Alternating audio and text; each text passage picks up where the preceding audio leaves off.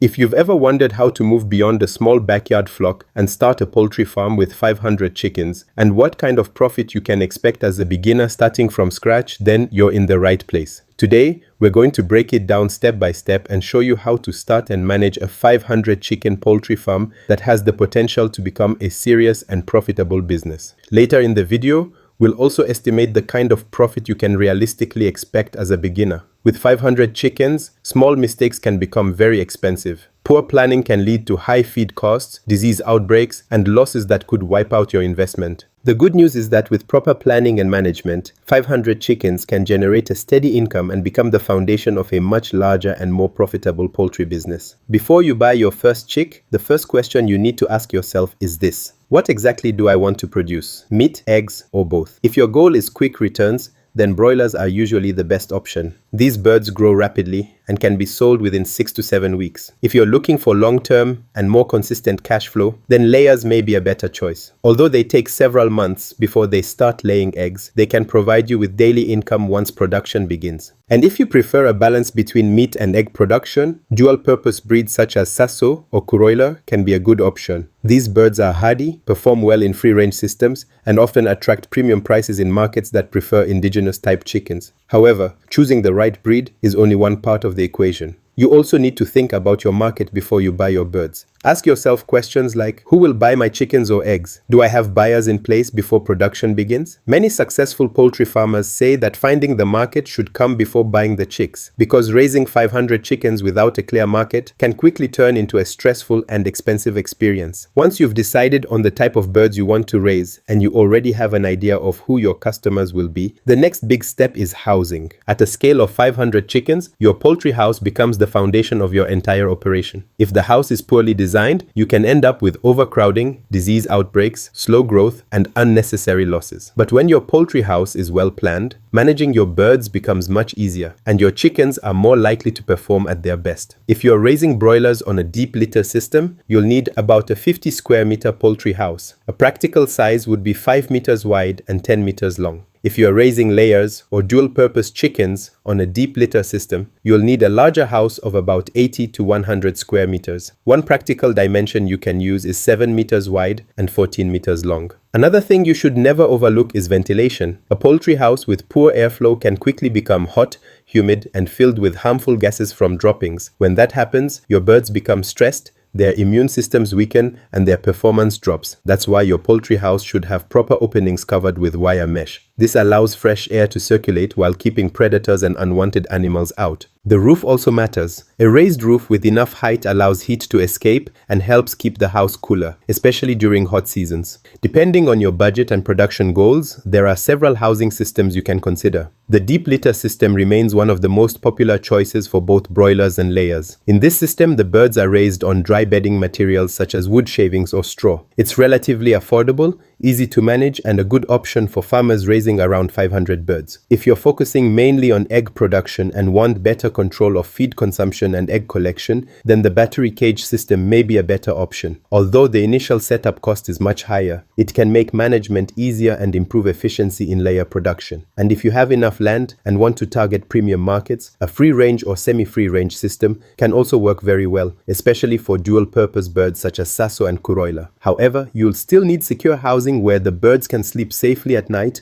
and where you can protect them from predators and harsh weather. Once your housing is in place, the next thing you'll need is the right equipment. For a flock of 500 chickens, you'll need about 20 feeders and around 10 drinkers. Having enough feeding and watering equipment ensures that all birds have easy access to feed and water, reducing competition and stress among the flock. Chickens also need constant access to clean water, especially during hot weather. To keep your birds properly hydrated, it's highly recommended to have a reliable water storage system. Water shortages, even for just a few hours, can affect growth, reduce egg production, and put unnecessary stress on your birds. If you're starting with day-old chicks, you'll also need a proper brooding setup. Brooder guards and a heating system are are essential during the first few weeks because chicks are highly sensitive to cold and poor management. A thermometer for monitoring temperature is optional. In fact, many experienced farmers simply observe their chicks' behavior. If the chicks are huddling together, they're probably too cold. If they're spreading far away from the heat source and panting, they're too hot. But if they're evenly distributed and active, then the temperature is likely just right. Lighting is another area you shouldn't ignore. Proper lighting encourages feeding activity and, in layers, supports egg production. A dependable lighting system also makes it easier to manage your flock during early mornings, evenings, or on cloudy days. As your operation grows, storage becomes increasingly important. You'll need a clean and secure place to store feed, equipment, medications, and other supplies. Feed that is exposed to moisture, rodents, or insects can spoil quickly, leading to wastage and unnecessary losses. Finally, think about biosecurity right from the beginning. Simple measures such as placing a food bath at the entrance of your poultry house, using designated cleaning equipment, and maintaining good hygiene practices can significantly reduce the risk of disease entering your farm.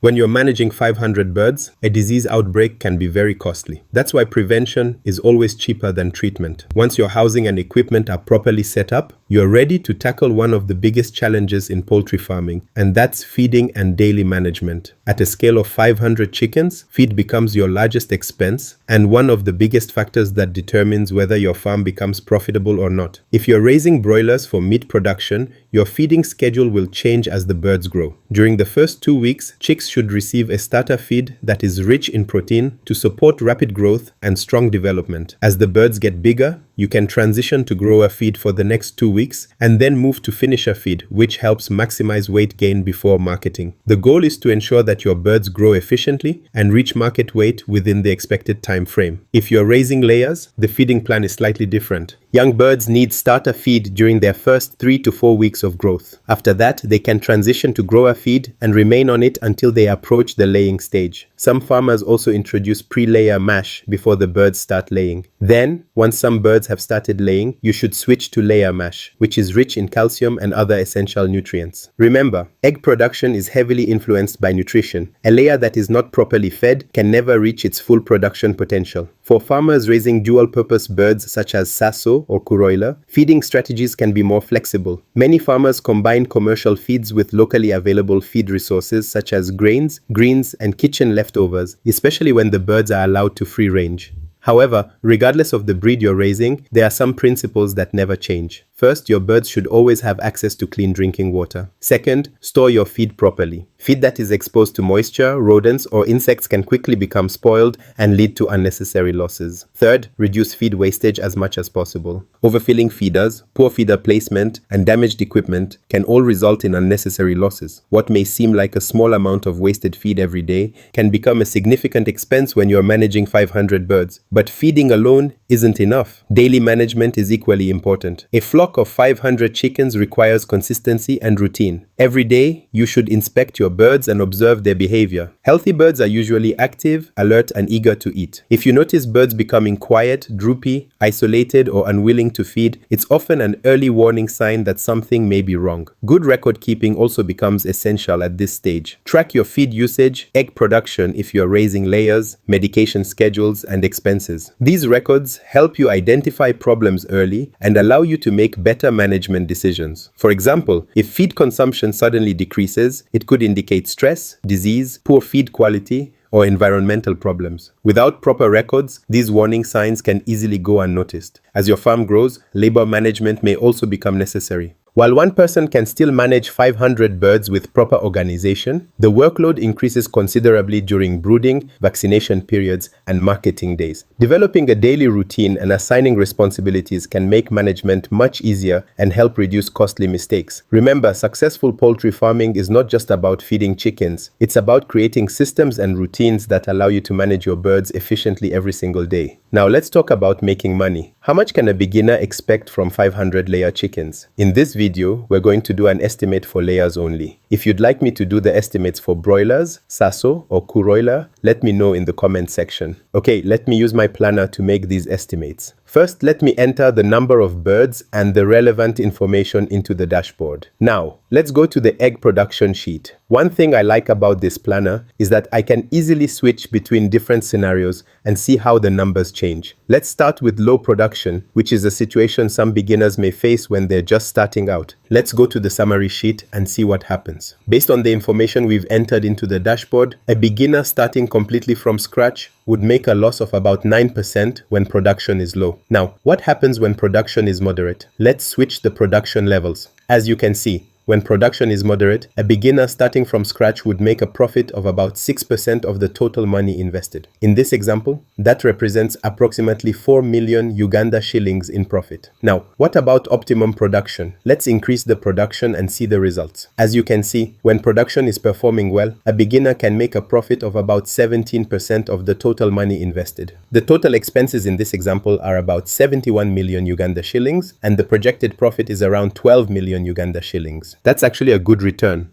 especially for someone who is just getting started. You can also enter your own custom production targets. For example, if you're raising a specific layer breed and already know its expected egg production, you can simply enter those figures into the planner and it will instantly tell you what kind of profit or loss you should expect. However, I want to emphasize something important. As a beginner starting from scratch, you should be very careful with your expectations. Even if you don't make a profit in your first flock, it's not necessarily a bad thing as long as you've managed to recover the money you spent. The reason is simple. When you're starting from scratch, many of your expenses are one-time investments. You may have to build a poultry house, buy feeders and drinkers, purchase equipment, and set up other infrastructure. In the following flocks, you won't have to buy most of these things again. You may only need to replace a few items, and you'll already have your poultry house and much of your equipment in place. That means your future flocks will generally be cheaper to raise and potentially much more profitable than your first one. So don't judge poultry farming based only on the results of your first flock. Think long-term,